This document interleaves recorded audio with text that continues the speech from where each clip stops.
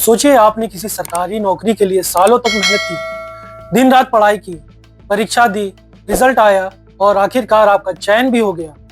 नौकरी मिली, घर में खुशियां आई और लगा कि अब जिंदगी पटरी पर आ गई है। लेकिन अचानक सरकार कह दे कि जिस परीक्षा के जरिए आपको नौकरी मिली थी, वही परीक्षा रद्द कर दी गई है। अब जरा उस कर्मचारी के बारे में सोचिए जो सुबह नौकरी पर जाता है और शाम को घर लौट कर ये सोचता है कि क्या पता कल नौकरी भी रहेगी या नहीं रहेगी। और दूसरी तरफ वो छात्र हैं जो कह रहे हैं कि अगर परीक्षा में गड़बड़ी हुई है, पेपर लीक हुआ है या भर्ती प्रक्रिया में खेल हुआ है तो पूरी परीक्षा रद्द होनी चाहिए। यानी एक ही फैसले ने झारखंड में दो अलग अलग तस्वीरें बना दी हैं। एक तरफ छात्र खुशी मना रहे हैं और कह रहे हैं कि उनका आंदोलन सफल हुआ। दूसरी तरफ नौकरी पा चुके कर्मचारी परेशान हैं और पूछ रहे हैं हमने क्या गलती की। आखिर झारखंड में ऐसा क्या हुआ है कि एक आंदोलन खत्म होते होते एक नया विवाद खड़ा हो गया। क्या सरकार ने छात्रों की मांग मानकर सही फैसला लिया या फिर इस फैसले ने उन हजारों लोगों का भविष्य खतरे में डाल दिया है जिन्होंने परीक्षा पास करके नौकरी हासिल की। और सबसे बड़ा सवाल, अगर भर्ती में गड़बड़ी हुई थी तो असली दोषियों पर कार्रवाई कब होगी। नमस्कार, मेरा नाम पंकज यादव है। सबसे पहले उन लोगों की तस्वीरें देखिए जिन्होंने हेमंत सोरेन सरकार के फैसले के बाद अपनी नौकरी खो दी।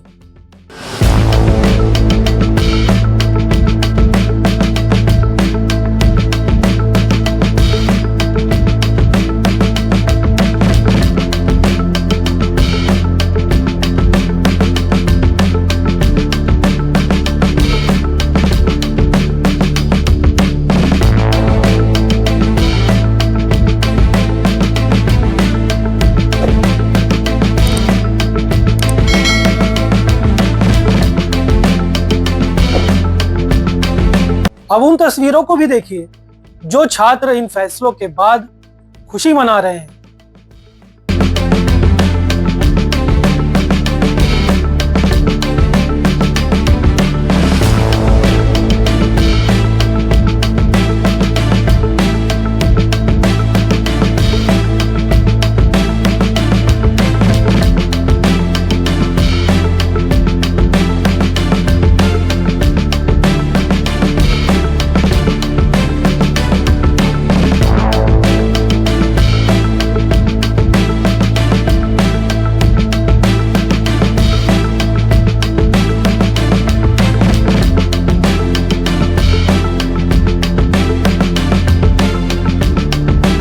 ये दो तस्वीरें हैं, एक तरफ गम है तो दूसरी तरफ खुशी है। लेकिन अभी भी सबसे बड़ा सवाल ये बना हुआ है कि आखिर जिन्होंने गड़बड़ी की उनकी सजा इन ईमानदार छात्रों को क्यों मिल रही है। आइए समझते हैं आखिर पूरा मामला क्या था। झारखंड में सरकारी भर्ती परीक्षाओं को लेकर लंबे समय से छात्रों में नाराजगी थी। छात्रों का आरोप था कि भर्ती प्रक्रिया में गड़बड़ियां हुई हैं और पूरी व्यवस्था पर भरोसा करना मुश्किल हो गया है। इसी मुद्दे को लेकर छात्र सड़कों पर उतरे, प्रदर्शन हुआ, धरना हुआ और कुछ छात्रों ने भूख हड़ताल तक शुरू कर दी। इस आंदोलन में छात्र नेता देवेंद्र नाथ महतो का नाम भी काफी चर्चा में आया। उन्होंने लंबे समय तक भूख हड़ताल की। छात्रों की मांग थी कि भर्ती परीक्षाओं में हुई कथित गड़बड़ियों को निष्पक्ष जांच के साथ ही सुलझाना चाहिए। अगर कहीं गड़बड़ी या धोखाधड़ी हुई है तो उसके खिलाफ सख्त कदम उठाए जाने चाहिए। काफी दिनों तक चले इस आंदोलन के बाद सरकार ने बड़ा फैसला लिया। सरकार की तरफ से कई पुरानी परीक्षाओं को लेकर जांच और कार्रवाई की बात सामने आई। इसके बाद आंदोलन कर रहे छात्रों के बीच खुशी का माहौल बन गया। उन्हें लगा कि उनकी आवाज आखिरकार सरकार तक पहुंच गई है। कई छात्रों ने इसे अपनी बड़ी जीत माना। लेकिन कहानी यही नहीं खत्म हुई। असल विवाद तो इसके बाद शुरू हुआ। अब जरा दूसरी तरफ की कहानी समझिए। मान लीजिए किसी छात्र ने कई साल मेहनत करके परीक्षा पास की, उसने फॉर्म भरा, परीक्षा दी, रिजल्ट आया, उसका नाम सिलेक्टेड उम्मीदवारों में आया, तो सारी प्रक्रिया पूरी हुई और उसे सरकारी नौकरी मिल गई। किसी ने कर्ज चुकाने की सोची, किसी ने घर बनाने का सोचा, किसी ने बच्चों की पढ़ाई के बारे में सोचा। लेकिन अब अचानक उसे पता चला कि जिस परीक्षा को पास करके उसे नौकरी मिली थी वही परीक्षा रद्द करने का फैसला हो गया है। तो उसका सवाल क्या होगा? वही सवाल जो आज झारखंड के कई कर्मचारी उठा रहे हैं। अगर किसी ने गड़बड़ी की है तो उसे सजा दीजिए, लेकिन हमारी नौकरी क्यों छीनी जा रही है? यही बात इस पूरे मामले को बेहद पेचीदा बना देता है, क्योंकि एक तरफ वो छात्र हैं जिन्हें लगता है कि भर्ती प्रक्रिया में गड़बड़ी हुई है और उनके साथ अन्याय हुआ है। दूसरी तरफ वो लोग हैं जो कहते हैं उन्होंने मेहनत से परीक्षा पास की और सरकारी नौकरी हासिल की। अब दोनों पक्ष अपनी जगह खुद को सही मान रहे हैं और दोनों के पास अपनी अपनी वजह है। रिपोर्टों में हजारों कर्मचारियों की नौकरी पर असर पड़ने की उम्मीद जताई गई है। कुछ रिपोर्टों में करीब 2000 से ज्यादा लोगों का जिक्र किया गया है, जबकि कुछ जगहों पर 2628 कर्मचारियों और अधिकारियों की बात सामने आई है। यानी मामला सिर्फ परीक्षा तक सीमित नहीं है, इसके साथ हजारों परिवारों का भविष्य जुड़ा हुआ है। जिन कर्मचारियों ने नौकरी के भरोसे अपना घर चलाना शुरू कर दिया, उनके लिए ये सिर्फ सरकारी आदेश नहीं है, यह उनके परिवार की रोजी रोटी का सवाल है। यही वजह है कि परीक्षा रद्द करने के फैसले के बाद एक और विरोध की तस्वीर सामने आने लगी। पहले छात्र परीक्षा रद्द करने की मांग कर रहे थे, अब नौकरी पा चुके लोग पूछ रहे हैं अगर परीक्षा रद्द हुई तो हमारा क्या होगा। अब आते हैं इस पूरे मामले के सबसे जरूरी हिस्से पर। कानून क्या कहता है? क्या किसी परीक्षा के रद्द होने का मतलब यह है कि उस परीक्षा के जरिए नौकरी पा चुके हर व्यक्ति की नौकरी अपने आप चली जाएगी? ऐसा जरूरी नहीं है। ये मामला इतना सीधा नहीं है। बताया गया है कि जेएसएससी और सीजीएल से जुड़ा मामला पहले भी अदालत में पहुंच चुका था। दिसंबर 2025 में हाईकोर्ट की तरफ से रिजल्ट जारी करने और सफल उम्मीदवारों की नियुक्ति का रास्ता साफ किया गया था। इसके बाद सुप्रीम कोर्ट तक मामला पहुंचा। 5 जनवरी 2026 को सुप्रीम कोर्ट ने हाईकोर्ट के आदेश में दखल देने से इनकार कर दिया था। यानी उस समय सफल उम्मीदवारों की नियुक्ति आगे बढ़ाने का रास्ता साफ हो गया था। अब कई महीनों बाद जब सरकार ने उसी परीक्षा को रद्द करने का फैसला लिया, तो नौकरी पा चुके लोगों के मन में सवाल उठना स्वाभाविक है। वे पूछ रहे हैं, जब अदालत के आदेश के बाद उनकी नियुक्ति हुई थी, तो अब उनकी नौकरी कैसे खत्म की जा सकती है? ये सवाल आगे अदालत में भी जा सकता है। अगर सरकार किसी कर्मचारी की नियुक्ति खत्म करने की कोशिश करती है, तो कर्मचारी हाईकोर्ट का दरवाजा खटखटा सकते हैं और अपने मामले की अदालत में समीक्षा की मांग कर सकते हैं। लेकिन इसका मतलब ये नहीं है कि अदालत में जाने भर से फैसला तुरंत उनके पक्ष में आ जाएगा। पूरा मामला इस बात पर निर्भर करेगा कि सरकार के फैसले का आधार क्या है, जांच में क्या सामने आया है और कानून के हिसाब से उस फैसले को किस तरह लागू किया जाता है। अब एक और सबसे बड़ा सवाल है, अगर पूरी परीक्षा में गड़बड़ी हुई थी तो क्या हर उम्मीदवार को दोषी माना जा सकता है?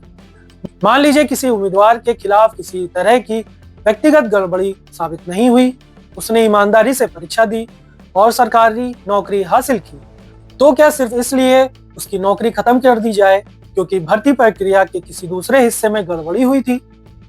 यही सवाल है कि जिसका अंतिम फैसला अदालत कर सकती है। दूसरी तरफ सरकार के सामने भी अपना तर्क है। सरकार ये कह सकती है कि अगर पूरी भर्ती प्रक्रिया ही शक के घेरे में है और जांच में बड़े स्तर पर गड़बड़ी सामने आती है, तो सिर्फ कुछ उम्मीदवारों को अलग करके पूरी प्रक्रिया को सही नहीं माना जा सकता। यानी सरकार का तर्क ये हो सकता है कि अगर भर्ती की पूरी प्रक्रिया की नींव ही सवालों के घेरे में है, तो उस पर बनी पूरी व्यवस्था की दोबारा जांच जरूरी है। लेकिन कर्मचारी कह सकते हैं, अगर गड़बड़ी हुई है तो जिसने की है उसको पकड़िए, जिसने मेहनत से परीक्षा पास की है उसे क्यों सजा मिले? यही इस मामले की सबसे बड़ी उलझन है। अब बात करते हैं छात्रों के आंदोलन की। करीब 24 से 25 दिनों तक छात्रों का विरोध चला। कुछ छात्र भूख हड़ताल में बैठे। देवेंद्र नाथ महतो ने भी लंबी भूख हड़ताल की। आखिरकार सरकार की तरफ से फैसला आने के बाद उन्होंने अपनी भूख हड़ताल को खत्म कर दिया। लेकिन छात्रों की सभी मांगे पूरी हुई, ऐसा कहना सही नहीं होगा।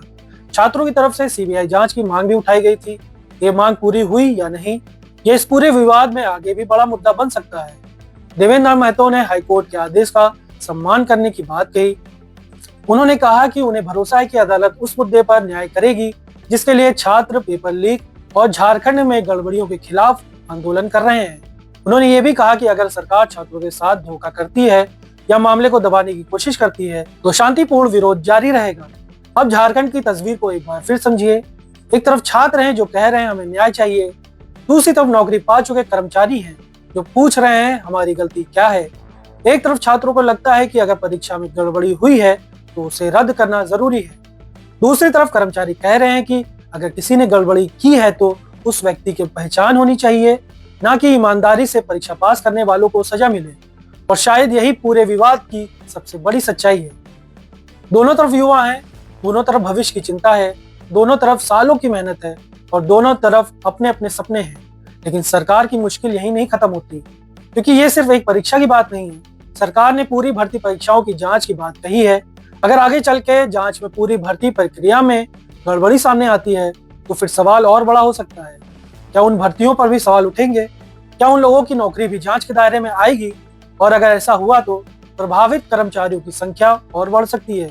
फिर सरकार के सामने सिर्फ छात्र नहीं होंगे, हजारों कर्मचारी और उनके परिवार भी सवाल लेकर सामने खड़े हो सकते हैं।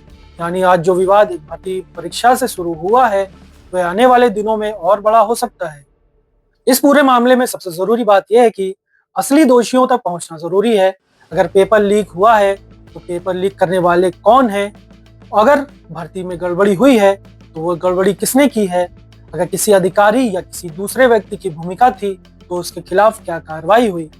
क्योंकि अगर गलत काम किसी और ने किया और उसकी कीमत मेहनत करके परीक्षा पास करने वाले हजारों युवा चुकाएं तो ये भी अपने आप में बड़ा सवाल बन जाता है।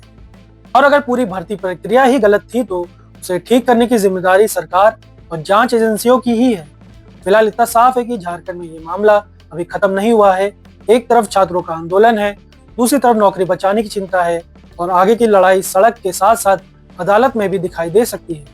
अब देखना यह होगा कि अदालत इस पूरे मामले पर क्या फैसला देती है और सरकार आगे क्या कदम उठाती है। सबसे बड़ा सवाल यही है, क्या झारखंड में भर्ती परीक्षाओं को लेकर उठे सवालों का सही जवाब मिलेगा? और क्या उन लोगों की पहचान होगी जिनकी वजह से हजारों युवाओं का भविष्य सवालों के घेरे में आया? आप इस पूरे मामले पे क्या सोचते हैं, हमें कमेंट करके बताएं। अगर आपको ये वीडियो पसंद आया हो तो वीडियो को लाइक करें।